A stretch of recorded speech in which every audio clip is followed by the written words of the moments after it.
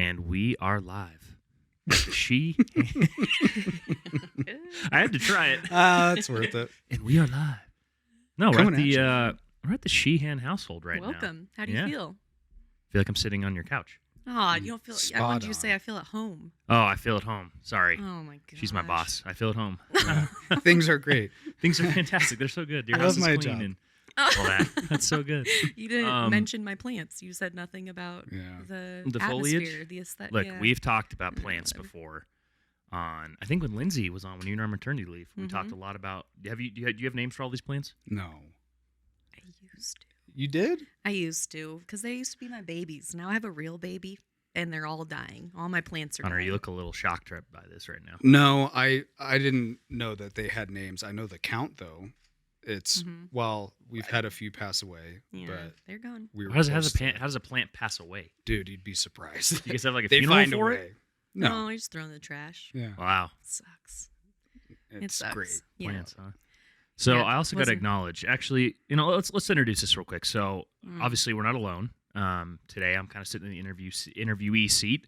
Ambree, you are being interviewed, but would you introduce to us our next special guest and then let him introduce himself as well? Fun. Yeah. This voice that you hear, or person that you see, his name is Ambree Shehan, and he is my husband. Sure Boom. am. And people always like to tell the guy that, oh, the girl's your better half. And I'm like, oh, that's so sweet. I'm so honored. And Connor's actually my better half. I'm just accept it. It's okay.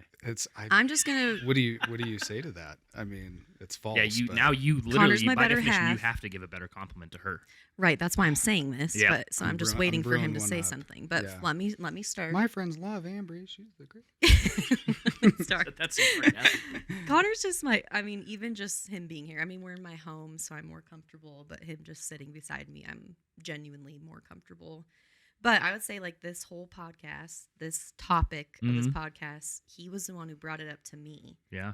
And he was like, are you going to talk about sex? I feel like you'd mentioned that to me for for weeks. You're like, hey, we really want to do this. It was when I told him just the idea of the podcast. He's like, hey, you're going to talk about sex. And as you're going to hear, like, sex before marriage, all of that, like, Connor and I both have, a history in this area. It's a big part of our story. It's a big part of how we came to understand, Jesus, come to know Jesus. And it wasn't through shame or condemnation. We're going to get to all that. But, and honestly, when he said that, I was like, I don't know. That feels like something scary to tackle. So just the fact that he's here and he feels passionate about it and convicted about it. Yeah, he's my better half for many reasons. All right, Con. You are my Ready, set, better go. half. No. Ready? My turn. Compliment back. You're I'm Connor. We'll work on it. Yeah, Yes. Connor, give us just a quick lay of the land of who you are. The, Fun the, fact. the reason why I don't have to go into too much detail is it's pretty clear that she's the better half. Oh, I was hit with the ugly stick at a young age. Stop so. it. You're handsome. See, look at her. She's eating it up. I'm Connor. I am Mr. Ambree Shehan. Boom. There you go. Boom. Works for Ascent Protein. Shout out. Best protein. If we're doing that, let's go for it. toss Yeah, why out not? there. Go for it. Cleanest protein out there. It is. Go get you some. Go get you some. You've got some, don't you? No, because you keep telling me it's going to be available at Costco, and every time I'm at Costco, Costco.com, I do. I feel like you tell me that every time, and I forget. I know. Remember the whole detail orientation thing you were talking about earlier? We've had this exact same conversation 10 times. All right, guys. We'll go to Costco.com. Order some Ascent Protein. In stores in April. Okay, there Just we go. so In you know. stores in April. So I can get a little bit. I do work for Ascent Protein. I am Ambree's husband. And yeah, I actually am passionate about this topic. So I'll piggyback off of what Ambree said, but this topic specifically is important to both of us, but it's also part of really both of our testimonies. Yeah. So it's kind of hard to carve it out and exclude it from everything. So it's like, hey, if you want to hear about us in general and really get to know us, at some point you're going to hear about just the journey of sex before marriage, the right way, the wrong way, all of our experiences with it. So yeah. Well, and that's really, we kind of introed it, but that's what we're talking about today is essentially that topic of, I think most people in the church, outside of the church, especially in Western culture, would probably understand, hey, one of the things the church believes is you're not supposed to have sex before marriage. I know for me and for many churches, Christian circles, that's really not explained well. Yeah. But it's very widely known that is like just it's one of those taboo cardinal sins. Don't It's just do it. what we do. Yep, Yeah. it's just part of what you do. And so that's really what we're going to be digging into today. Is kind of that concept and that topic, but really hearing from you guys around, what is it that you've learned from that. So to start, I'd actually love to get into both your stories a little bit by first asking, like, what was your experience of that growing up, like with the church and with Christian faith? Like how was that rule, for lack of a better term, perceived for the two of you? Yeah, you should start. Yeah. So I grew up in the church in a Christian school. You and I have a very similar Yes, we do. upbringing. Suffering all private these Christian school kids. private Christian Yeah. nerds, But yeah, I think it's interesting because looking back on it, I see it one way, Yeah. and I think it was all very well intentioned and very godly men and women like speaking into my life. But for whatever reason, at the time, the narrative that was constantly spoke to me was sex is bad.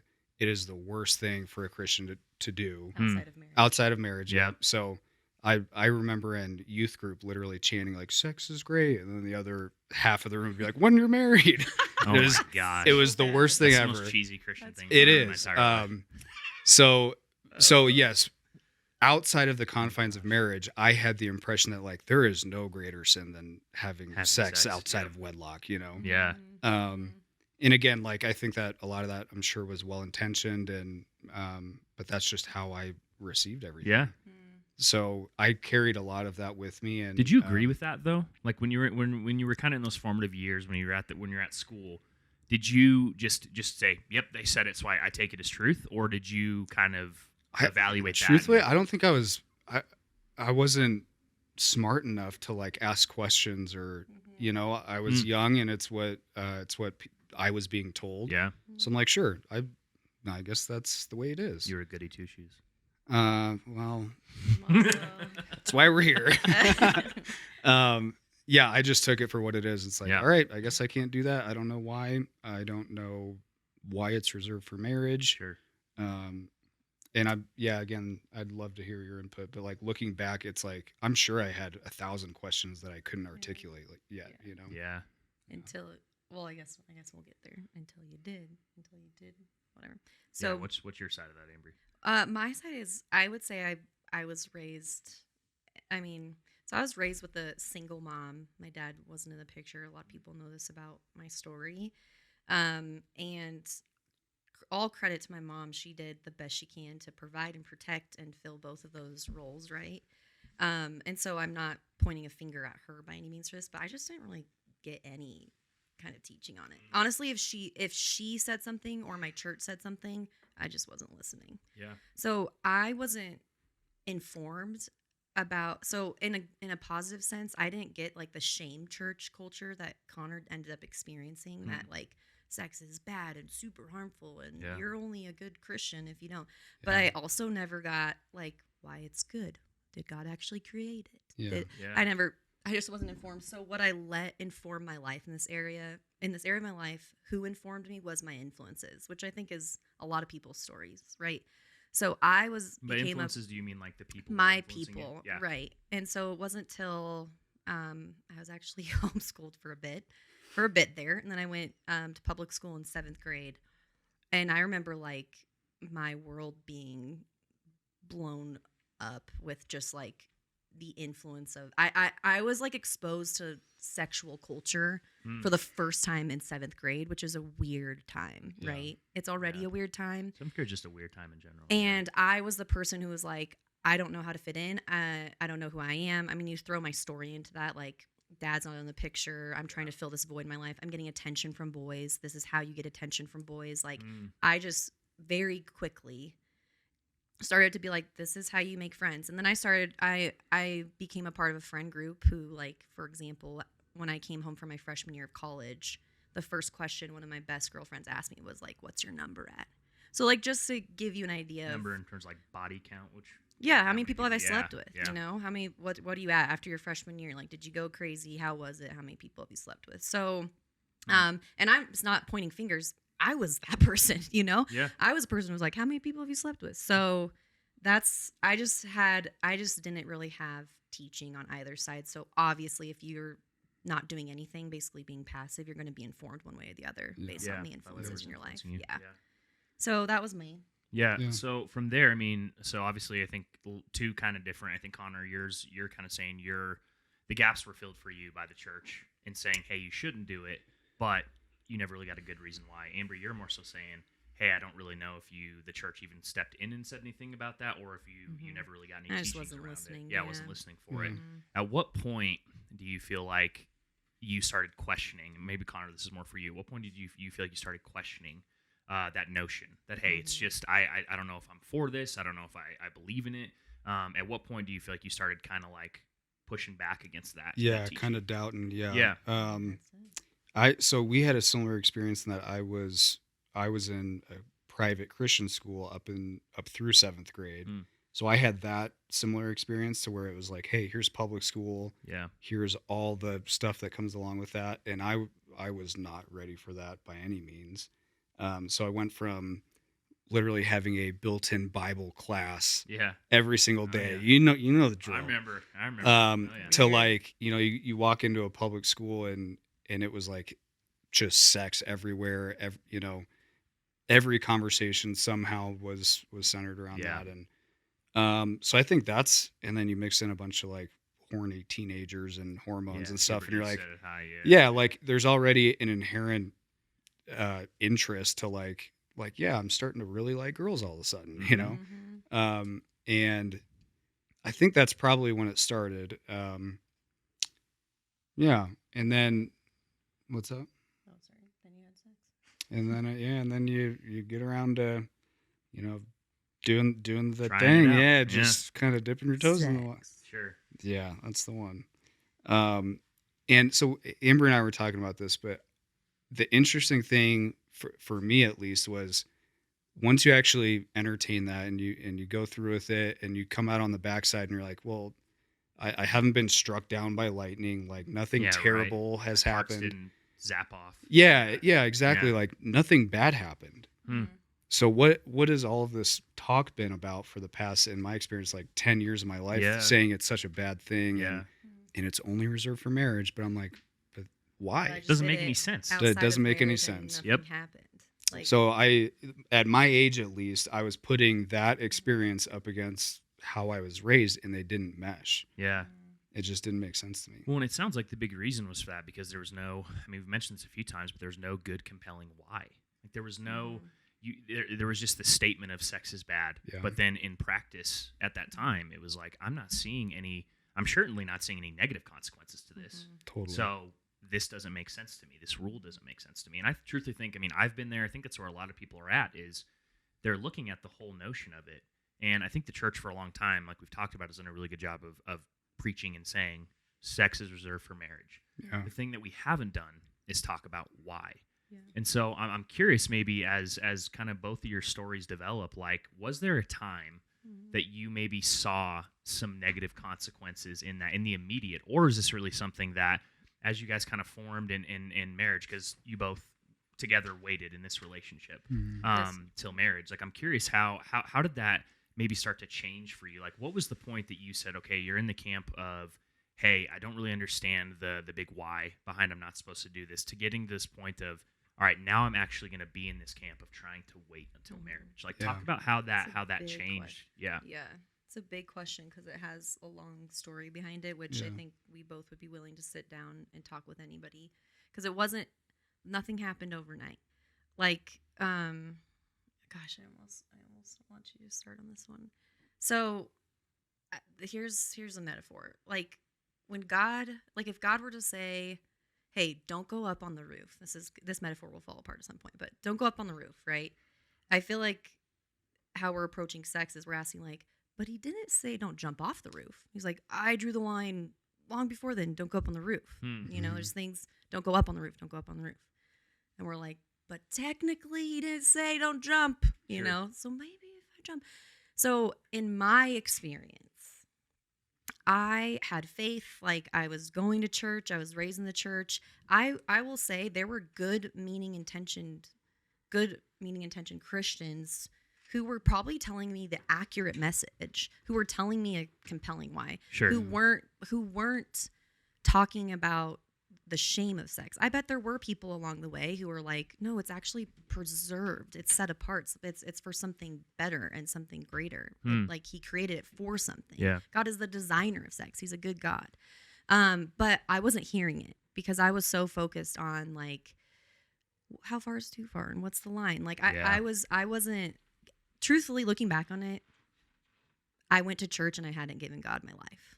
Truthfully. Yeah. So I was just like a good moral Christian churchgoer, and that's good and that's okay. But I reached a point where I had been in and out of a lot of relationships.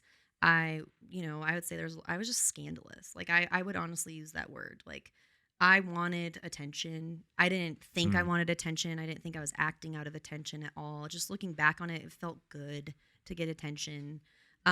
It was filling a void in my life that existed for a long time. Yeah. It was giving me value. It was giving me purpose. And it wasn't just sex. It was attention from men. It was relationships with men. I was like the girl who notoriously would stay in a relationship longer than I should have been because I was just so afraid of being alone. I would have rather been miserable in a relationship than alone. Yeah. Because I didn't know how to handle, I didn't know who I was apart from some guy telling me who I was. And then you throw in like I was cheated on, there's just a few other things into that. But for me, gosh, it's so hard to answer, see like the actual like turning point. Yeah. But for me, I think I just was slowly over the years. I am like a product of, I fully trust that God is after our hearts. It's not about like what we do for him, but it's what he's done in our direction. And if I look back on my life, he was always gracious with me, kind with me. He was always loving in my direction. He never shut the door on me, never for any of my mistakes, any of my sin. This is the gospel, right? So I think slowly over time, I just like kept putting Jesus to the test and realizing like he actually is for me. He's actually good. He met me with grace. I didn't get shunned. I wasn't condemned. Somehow he still loves me. He's starting to fill this void in my life. He's sufficient to fill this void in my life.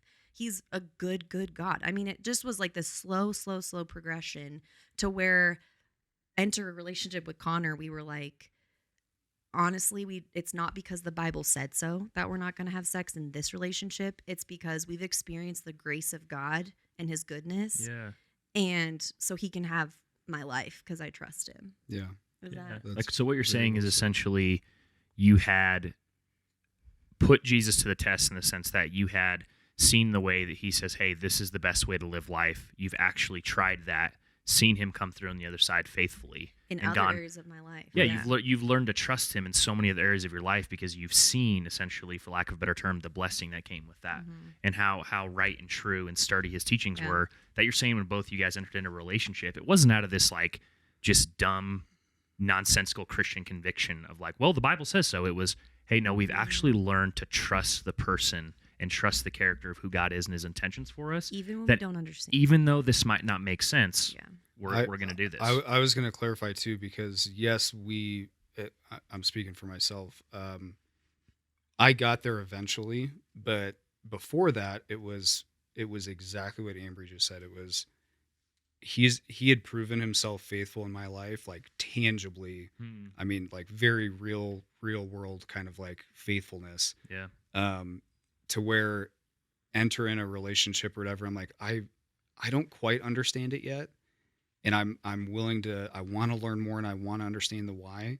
But what I've learned after following him is that he is good and he is faithful.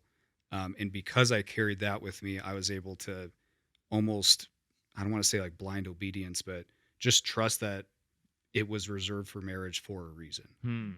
Even though I wasn't quite there yet. Yeah. And we both ended up in our relationship, like we had the best early on, some phenomenal conversations about the why. Yeah. And we had to keep coming back to that because we're human. We're human. And I think what we realized pretty early on is like, the Bible says so. Is not going to be enough this time. It's not good enough. Because we were falling in love with each other and we like, it was tough. So to have a seemingly like surface level, I don't want to say conviction, but like, it just wouldn't have wouldn't have been enough. Yeah. We needed a strong why and to understand the why Yes. to last the distance. Yeah, because it's like our first conversation started. It was like, hey, actually, I opened up a conversation about our past with Connor. Listen, I was It's the worst date by night. past, do you mean like I was the person who sexual was past? like, I don't know why, Yes. but when I got into the relationship that I thought was going to be forever, I was like, if you don't know me and all of me, then I can't go into forever with we you. can't keep going forward. And Yeah. every relationship is different about the boundaries of how far you want to go and what you want to share. And like, there's certain things we probably haven't shared. There's no, like, we don't need to share details, but I was like, I need to know. Yep. Because here's my story. And it's literally like a part of my story because it shaped me and formed me. And I experienced a renewed identity in Jesus because of this area of my life. Like, I don't think I would have come to know Christ, like who Jesus is, not religion, if it weren't for me getting this area of my life. I mean, I 100% agree. so I was just like, you have to know me and you have to know all of me. And this is what I'm walking into this relationship with. And we just had a really honest night. And then fast forward a few months, I feel like the lines were blurred. We were crossing a few boundaries or whatever. And it was like one of us stopping and being like, wait, what's the why? Why are we doing this? Why are we waiting? Yeah, we haven't waited. So why are we waiting? Why are we waiting with each other? And it was Connor who said, he was like, I've been to that church. I've gone to that, I've been around those Christians. It's not because the Bible says so. That's not going to help keep me from wanting to take your pants off. Like, I love you. If anything, I want to take your pants off, He was like, and then he was the one to say, I either trust him or I don't. Like, he can have this part of my life or he does. Like, I think we were both like fed up. Like we had both lived the on the fence Christian life where like we wanted to pursue Jesus, but like we were still very much living our old lives, and like it felt like one of those like we gotta be all in, and he's got to be Lord of all, or he's not, and we just gotta like. It was like a moment that I kind of go back to because I never, honestly, it's easy to give Jesus parts of your life that are easy to give him. you know, things that I'm like, oh, that's manageable. I could keep that at a distance. I can maybe keep some control over that area of my life even. And, no one's going to say anything about it. It's not this cardinal sin. That was for me. This was an area where where neither of us had been like, can I trust him with? Yeah. Like, because really, I was the person, if someone would have said, like, we're waiting till marriage, we're abstaining, I'd be like, bull crap. Yeah. BS. Sure. Like, I would listen to this podcast and be like, I don't think I believe you guys. Sure. Because I'm like, I think it's physically impossible. I would never find a man who would wait. Never. Sure. Even if I got there, if I got to a place where I'm like, I don't think I'm going to wait, I would never find that. So I'd be listening to us like calling BS because and part of that, like as I dissect that, I think at the root of that for me personally, I'm not pointing at anyone else. For me personally, there was this conviction that like, but could he handle it? Like if I can't handle it, if I can't handle abstaining, like, but I believe that God said this. I believe he preserved it. It's not what he's keeping me from. It's what he's preserving it for. Yeah. If I believe he's preserving sex for marriage, can he handle this? Can he handle us abstaining from it? And I honestly sit here today saying, like, we were not perfect. We weren't perfect in our dating relationship, but yes, he can. Yeah. Like, yes, he can. He is able to carry the weight of what we couldn't hold. And now I think we're going to get into intimacy stuff. We were talking about this morning that, like, we built intimacy on things that I didn't think intimacy could exist on. What do you mean by that?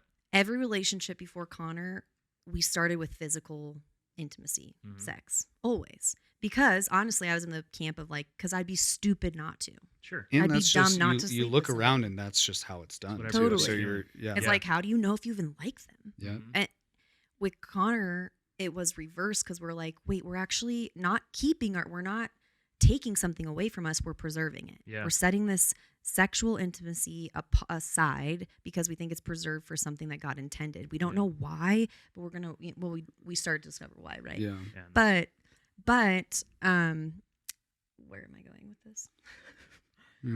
So you're talking about how intimacy, you discovered a new way to build intimacy, and how in the past, and really how I think it's just for, again, I don't think bad reasons. I think a lot of times culture gets to an extent a bad rap. Yeah. Like we're automatically saying that culture has this agenda to be anti-God. And to an extent, yes, that's true. But I actually think the underlying reasons, everybody wants something good for themselves. And it's really easy to see on the surface, hey, sex is a great way to figure out compatibility and build intimacy, right? I mean, what else can you do to feel close to somebody, to get close to somebody? It's bonding, and to an extent, it can be strengthening. Yeah. I think what you're saying is you guys started to discover we new did this in the ways, reverse. to build intimacy that weren't sexual. And along 100%. Those lines, I'm curious, number one, how you did that, and number two, what were maybe the benefits that you didn't even see coming from that? Like from building a relationship that is not based on sexual intimacy but other forms of intimacy, how did that affect your relationship? Because as you both have stated prior to, you've been in relationships where sexual intimacy was just part of it. But, non-married, just in a dating phase or whatever phase. What was the change? Like, what was different about building your relationship prior to getting married without there being that foundation of sexual intimacy and the foundation being something else? So I think we're in a fortunate position because we have hindsight where we can look back and be like, this is what our relationship was founded on.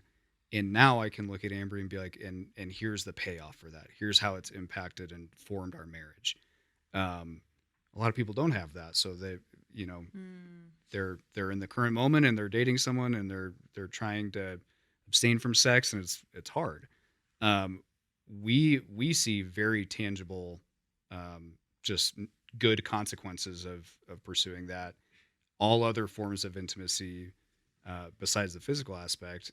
And to us, like our wedding night was hysterical. I don't know how else to put it. It was but it was what that means, but I'm not this detail. It was genuinely like, it was so innocent though, and it was so fun. But we had built our entire relationship around everything except for that. So it kind of felt like it was awkward, and it was I was so embarrassed. I was so nervous. Like, this is the thing that the church doesn't talk about too, because we can over demonize sex and we can also over glorify sex. Yeah. Absolutely. So where like Christians in the church can be like, oh my gosh, it's reserved for marriage, and it's gonna be, I feel like have the most blowout, best, whatever. Every other millennial pastor, I feel like I hear is just like, oh my God, I love having sex with my wife. So what the heck, dude? So here's I was chugging champagne in the bathroom before. Sure. I was like, I was getting after it, man, because I was nervous. It's go time. But it was very innocent. And it was, I've used the term like cherry on top, because we loved each other so deeply before sex was even brought into the picture. And it was so not about sexual intercourse that night and about us being together. And I think that the beauty of it was that it was like, wow, we get to work on this for the rest of our life. Sure. Before, there was so much expectation, especially just in the world I came from, of like, how do you look? How do you sound? Are you doing everything right? How much are you doing the things right for him? How much do you need to be the person so that you can, like, what is an orgasm?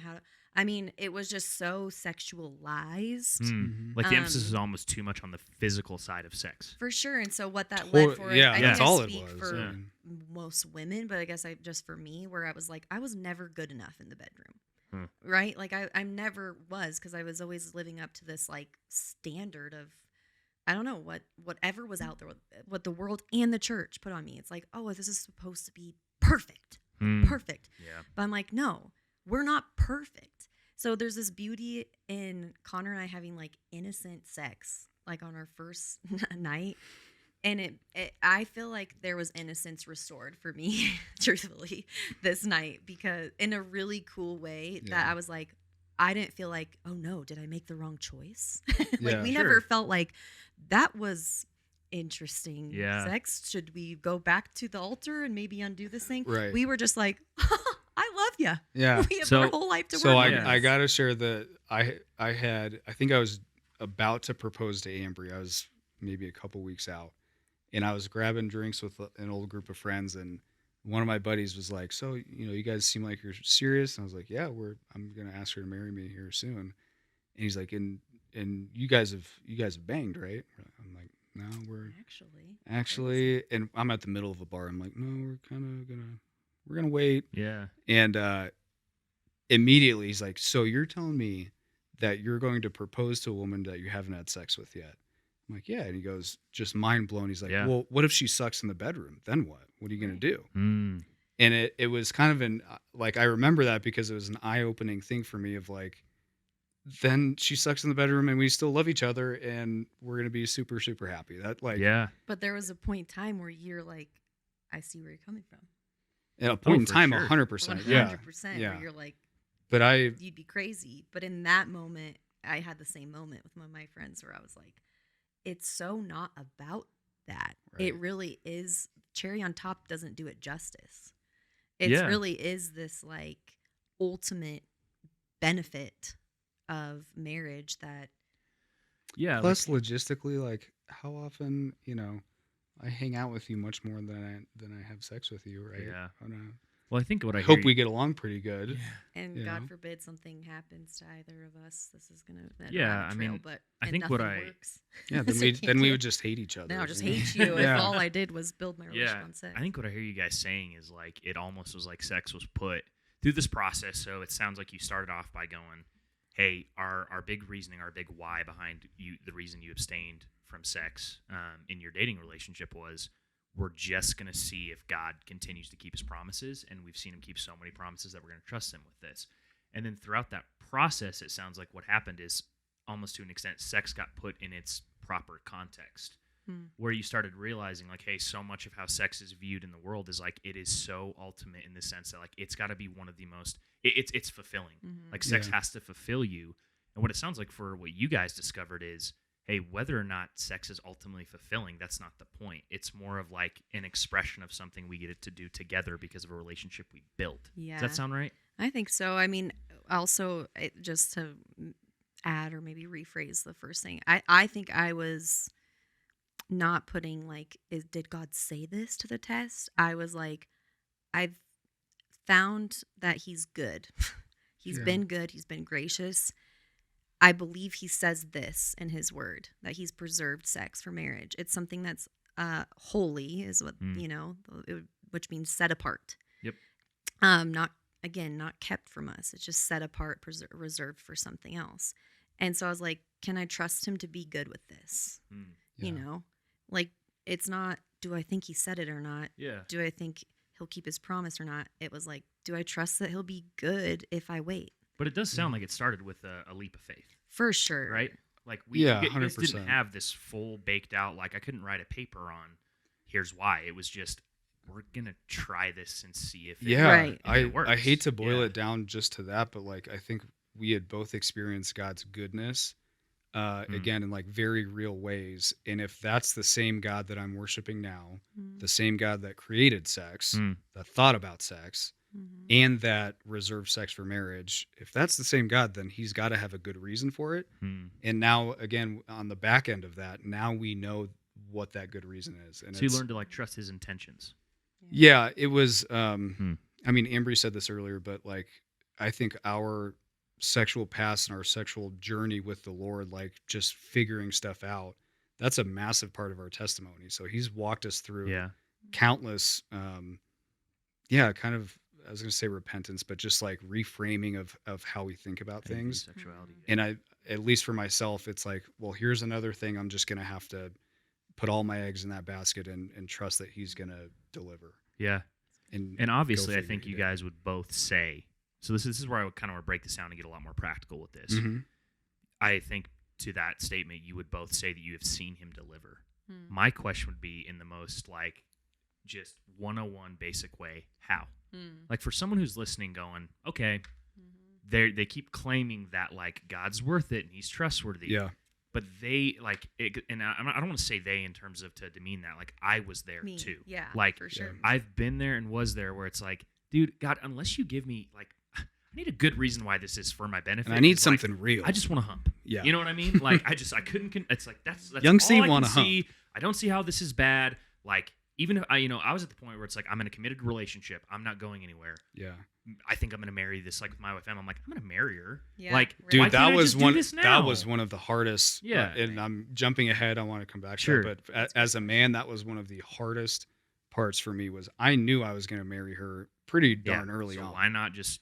So the rest, like when I was in a bad frame of mind, I'd be like, it's pointless. I know I'm going to marry her. Yeah.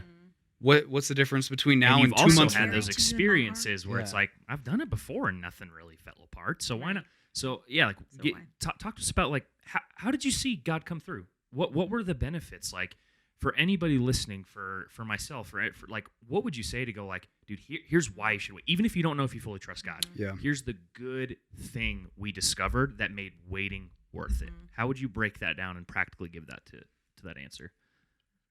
Me? I almost said give that to You us. go. Started I gotta based on our piggyback topic. off of you.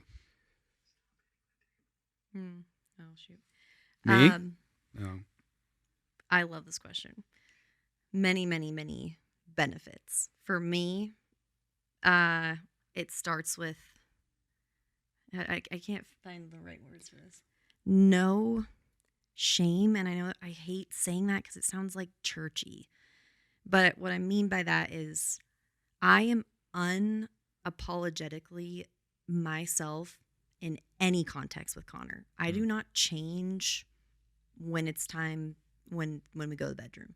Like I'm fully received, I'm fully accepted. I don't feel like I need to have the lights a certain way. I don't feel like I am so unapologetically myself in our relationship and within sex that I couldn't be that way. I know a lot, but I know I'm saying that knowing that there was a time where I also felt like I was that way. I mean, I hate saying this, but like I also felt like I was that way with other men. And in terms of having like change or manufacture something. No, I'm saying like there was a time where I've been like, well, I thought I was myself. Yeah. I'm telling you, like, for me, there was there's a tangible difference right now when having sex now in marriage, that it's just no shame. Yeah. I Completely think authentic. I want to say part of that is how we view marriage too, because you and I view marriage very, again, holy. Marriage is set apart. It is not ordinary. It's not common. It is holy and set apart. And because marriage is holy, she knows that I'm not going anywhere for any reason, ever. So I have nothing to gain by, like, I accept every ounce of who she is. And likewise, she accepts every single piece of me. And if I suck in the bedroom and it's miserable, I still know she loves me and she's not going anywhere. Yeah. So thanks. Thanks. I've Venmo'd her $10 before. Yep. He's Of your own money? good. I'm gonna start blushing. So again, like I would say, I think your question was how tangibly, like, just what's the good you've seen come from what's this? it? Yeah, How does in it the benefit I your would life say and in the relationship? difference too. The difference, if I'm a young man that's dating or wants to be dating or engaged, and I'm wrestling with like, it just doesn't seem worth it. It doesn't make sense. I don't even know how much help it would be, because I think if a man told me this in a certain stage of my life, I'd be like, well, that's good for you. But we both came into our relationship not as virgins. We had slept with our girlfriends, boyfriends, whatever. And looking again, hindsight, like looking back, and to Ambree's point, I think during the time it's like, yeah, that's sex is great, whatever. It's so physical now. Like, not that I'm gonna compare, but like having sex with my wife is infinitely different. I can't even put it in the same category because it was, I don't know if that's because it was within the confines of marriage, but like I love her inherently. I accept every single ounce of her. And that was, when you're dating somebody, there's just so many different aspects that, like, looking back on, I'm like, yeah, that was just a physical act. And then we were miserable in other. Here's another big benefit that we've touched on. But we've talked about this a lot. Sex isn't like our cop out, and it's not our foundation. So Yes. sex truly is this added, beautiful, pun intended climax, like benefit of marriage. Okay. And we have built, so when we argue, we don't like just have sex to make up, although that's fine. You can do that. And, like that's great. But when we are not feeling close, we don't just hop to the bedroom, try to put a Band-Aid on it, never talk about our issues or whatever. Right. We start with intimacy that we've built in our dating relationship. So like, I know when he's off. I know how to like, I know when he's feeling anxious. Like he knows when I come home with something heavy and feeling stressed. Like we just know how to, I guess, discover more about each other in a different way before we ever introduce that. And that to me is long standing. Yeah. That's longevity. That's a covenant. That's marriage, like when our body parts don't work. And again, I mentioned this, but like, God forbid something bad happens to either of our bodies that, would make for us not being able to have sex with one another. Our relationship doesn't crumble with our bodies. Right. Our intimacy was not built on what our bodies are able to perform. Yeah. Our intimacy was built on first of all, who Jesus said that we were. So this assurance of who we know we are in him, then this mutual assurance of who we know each other is, and then this like this mutual honoring of one another and respecting that boundary, and then introducing this physical piece that's just like the literal cherry on top. It's an intimacy that's built in. I know you, you know me, so much so you don't even have to say it anymore, although we're still learning all of that about each other. It's like, I thought I loved you then. And then I think it's a Tim McGraw song. Oh, yeah. Is it? I don't know. Pretty sure it's Tim McGraw. I don't know country like, music, so. Oh, dude. Sorry. Shame. I know. Ring the shame bell. Yeah. Like, and you probably experienced this with Emma too. Like when we were engaged and leading up to the wedding, I physically couldn't comprehend loving her more without sex. And then you bring that into the picture and it's like, oh, holy cow, this I can, and now she's a mother. And it's like, it just keeps, God works so mysteriously in that way where I thought I was tapped out on love for her prior to any physical relationship. I do also think, and maybe only women will relate to this, but we are so much more than just our physical being. Yeah. And so truthfully, we are, like there's like a book, Mingling of Souls. Like we are souls. We're deeper than we give ourselves credit for. We were created with more purpose. We were created to be known by our creator, to know and be known, right? There's so much more to that. We have cheapened ourselves to just like two bodies humping. Yeah. I'm not saying that everyone who's having sex is doing that. But you hear what I'm saying? Like, we have cheapened what it means to experience intimacy with one another and with God. And there is a deeper intimacy to be found in one another and relationship with one another. I'm not even just talking dating relationships. I'm just talking like mutual relationship with the image of God in somebody else. Yeah. With other image bearing people. There's souls, you know, and then you get to discover that in a relationship, and then you get to take that even deeper into a marriage and physical intimacy. It's like God has reserved for us like all of these new avenues for connection and intimacy, and I'm not saying it's perfect. Can I ask a question on that though? Yeah. Because I think a lot of people, and I think myself, I even would say this, it's like, can I not still discover that while having sex with somebody outside of marriage? Did you guys experience maybe in previous relationships, like, did having sex prior to marriage block your ability to discover one another and like discover each other in that way or discover yourself in that way? Because what I hear you saying is like the beautiful thing about sex in marriage was we did all of the work leading up to marriage where it was like we knew each other we knew each other we knew each other emotionally, we knew each other spiritually, we knew our personalities. Like you had built a bond that was so based on who you were. I love him for who he is, I love her for who she is. And then sex just got to be an expression of that. Like, I already know you. And now this is just like an expression of comfortability and fun and weirdness and all the good stuff that comes with that because we knew each other. I think I'm sitting here going like, can't you still do that and have sex? Like, did you experience when both of you were in previous relationships engaging in sexual intimacy, did that block your ability to do that? Oh, wow. Like to be known and fully known. I'll start for 100% for myself. And it, there's got to be a correlation between how God designed it to be, which Ambree and I believe is sex is reserved for marriage. So in my past, when I flip that on its head and literally start from physical and then try to work my way up to the spiritual and everything else, in my experience, it fell on its face every single time. Didn't work. It didn't work. And yeah, how, I don't know the why or the how, to be honest with you. I just know that is factual. For me, that's a really good question. Yeah. I like that question. I almost want to think about it and like say something later too. Yeah. Not that I need the perfect words, but here's what's coming to mind right now. My instant reaction when you said that was, like absolutely. So there's a little bit of an intangible to this, but for me, I wouldn't have said this then or known this then. I was so defined. I was just so defined by my ability. Sure, sexual, Yeah, my identity, sexual ability. yeah. I mean, there's just no other way of saying it. It was, and what a man would say of me was law. It was ultimate.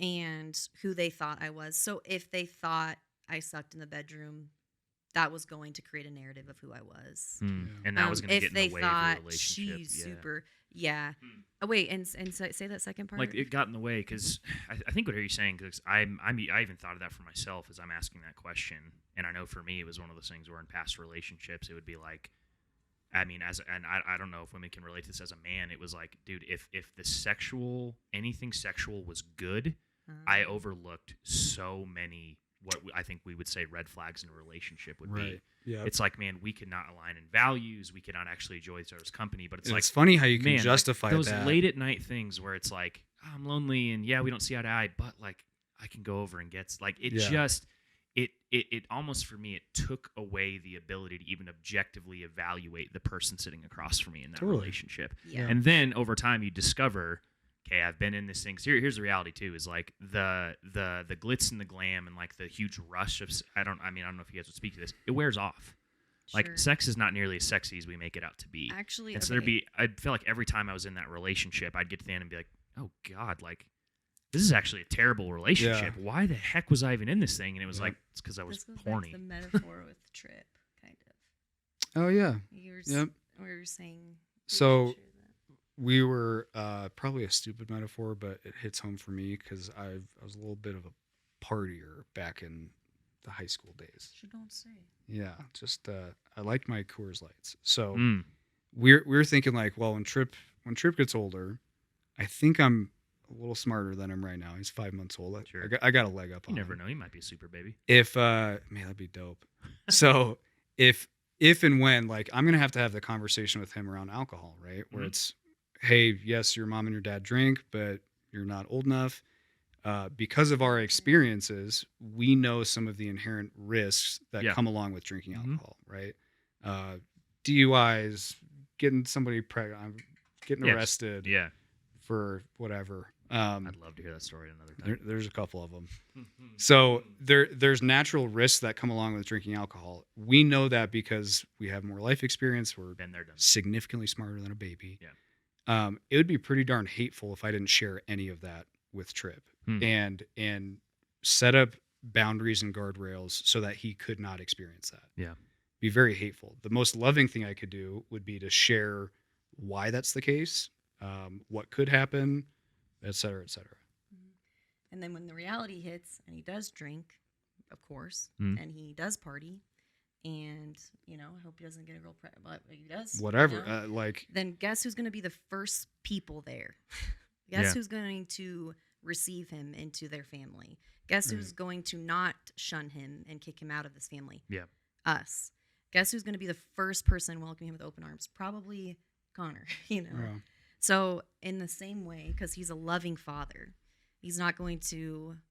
He's going to warn him and give him the boundaries and the guardrails and say, based on my experience, based on how I think this thing works best, here's, the best roadmap I can give you, son. And then give him the choice. If and when, yes, you get to live your life. If and when you live outside of those boundaries, guess who's going to be here? It's me. It's your father. And in the same way, I'm thinking, everything is permissible. Not everything is beneficial. I would look back on relationships, just to circle back to your question, and go, I think in the moment, I thought that it was satisfying something in me temporarily. It was. Because I wasn't thinking, oh, there's a piece of me missing, and it was like satisfying a piece of me, and I was allowed to do it, and the sky wasn't falling down on me, and lightning didn't come down. But you play this out down the road, multiple men now. I've put a piece of myself. We didn't really talk about this, but I know sex is not just physical, because God didn't design it just to be physical. If it was just physical, then put a Band-Aid over the rape or the hurt. Like, just put a Band-Aid over it. It's not a big deal. But it's like, no, it is a big deal. Why do we all know and think that like sex with children is bad? Yeah. It's like, where does that come from? Like, why can we all agree that like probably shouldn't have sex with like a 6-year-old if you're a grown man? Why does that disgust us? It's like, well, there must be some rule or law for how this thing was created, so there must be a good way for this. Right. And I believe that comes from the creator who designed it and knows how the thing works best.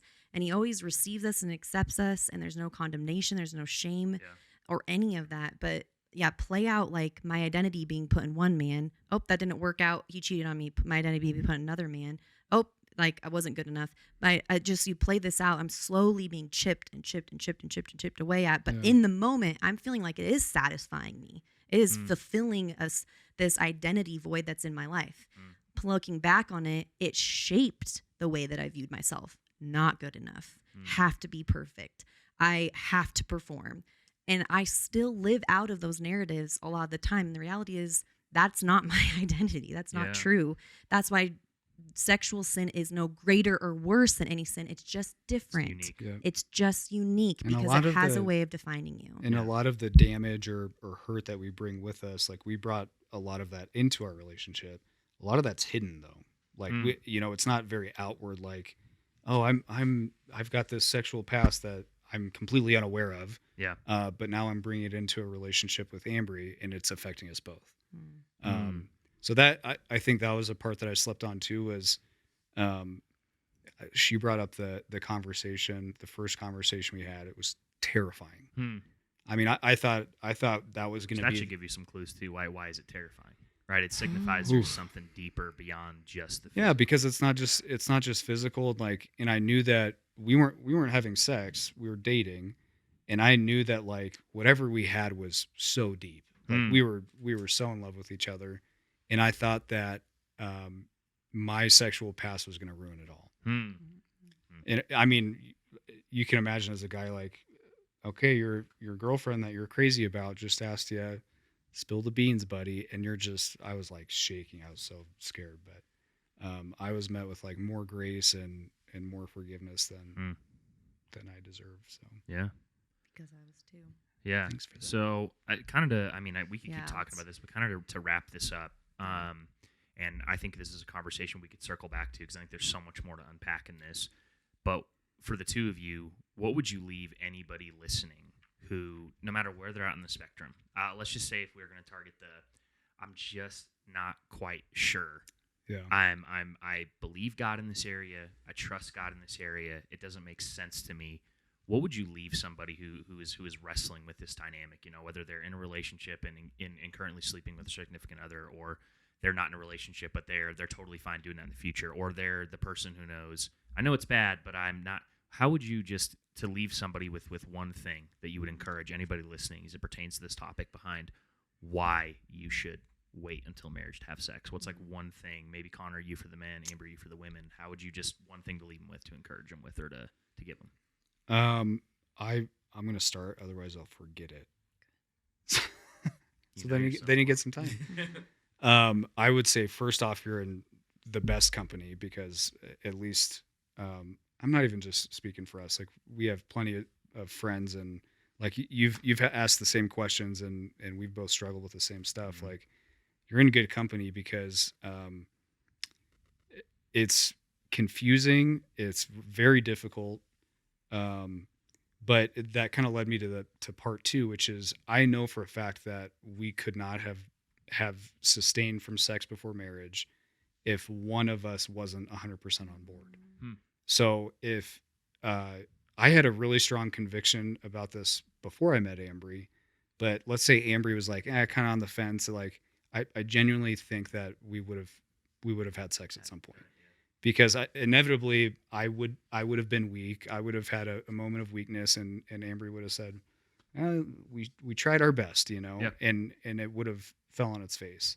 And same for her. Like if I wasn't completely in the boat, you're gonna say something. No, that's yeah. I just think like you both got to be in.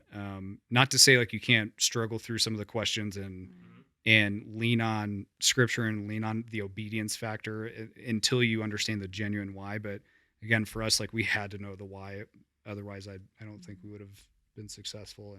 And I really needed her, because there were, truthfully, there were plenty of nights where I was like, we tried our best. Yeah. Got as far as we could. I'm over it. I'm sort of hearing you saying is like, she stepped up. Do the work, do the research, struggle before a relationship. Like come to your own come to a conclusion on it before you step into a relationship. Have your own, like, be convicted on something before you go in. Is that kind of what you're saying? what do you think? Yeah. I Sorry, think was so. thinking about that. I don't know if it's like always going to be a perfect scenario like that where two people walk into a relationship and they're like, I'm dead set on this, and there's no talking me out of it. Like there's a lot of questioning and struggles and stuff. So I don't think it's wrong to walk through that together, but both the man and the woman have to be going in the same direction. Sure. At a very minimum, right? They have to be pursuing Jesus and just trying to figure out how to live life with him. And I think that would, but yes, very good company is probably what I would lead with. Like, me too, man. We asked the question again just quickly. And like, what would you leave anybody listening, maybe for you specifically the women, who are just trying to figure out, why should I wait? Why should I wait for, like, to leave them with something? I guess, to be clear, I'm talking to women who call themselves Christians, Christ followers. Same. Yes. Yeah, so I'm talking to people specifically right now who say, it's not I just go to church, it's that I've made Jesus my Lord. I trust him with my life. The only reason you would trust someone with your life, aka you can have all of it, every area of my life, is because C.S. Lewis says he's either a liar, lunatic, or Lord, right? Jesus was either total liar about his whole identity, a complete lunatic, or he is Lord. And you're in the category of placing him. You believe he's Lord because he did what he said he was coming to do. He accomplished what he said he would do. If anyone else were to do that in the history of ever, I would place all of my trust in them. And so I would say I was never shamed or into changing. I've never been condemned into changing. So we're not sitting here telling anyone to go change. Literally. I hope no one heard that. We're here sharing our story. So we're not here sharing, if you are in this boat, then you got to go rethink this. It's like, let Jesus do the talking. Go and investigate him and his word and his life. And again, I'm not even trying to put words to him. Right. Go and investigate who he is, his character, his goodness. And not if you just trust him as Lord, but if you trust that he is good, that he has an ultimate plan for how he designed things to work. You two do that work together. You guys work it out together. And honestly, ignore our voices after that. Yep. Ignore the church's voices after that. Ignore the culture's voices after that, because only he can truly tell you how this thing was created to be. And we're telling you what we believe that he said and how we've seen the benefits of it. But I'm looking back at them going, if you do call him Lord, then this is an area of your life that he says he can handle, that he says he knows how it works. So put him to the test and see if you can trust him. And just, give it to him and see if it doesn't benefit your life as well. And we're not going to sit here and be like, when did you do it? Have you done it yet? Yeah. No. And if anyone does, shame on them. Yeah. Absolutely. Shame on them. So I'm going to tack on one thing because Okay. I just want to be extremely clear that this is our story. It's what we believe in, and it's what's worked and hasn't worked for us. And Yeah. it's very personal to us. But so if there's, there are countless people in our lives that are currently living and sleeping with their boyfriend and girlfriend. Yeah. No, there's no judgment. Like you need to figure it out. That's between you and the Lord. And we had to figure that out on our own too. Like, again, you're in good company. So this is just a very quick snapshot of our journey and kind of how it's impacted our marriage, which from what we have seen has been in very, very good ways. Love it, guys. Amen. Thanks so much Thanks, for, Steve. both of you and Connor, you specifically, man, taking some time to hang with us. We love it. Start listening to some country, would you? Y'all. That's a good sign off.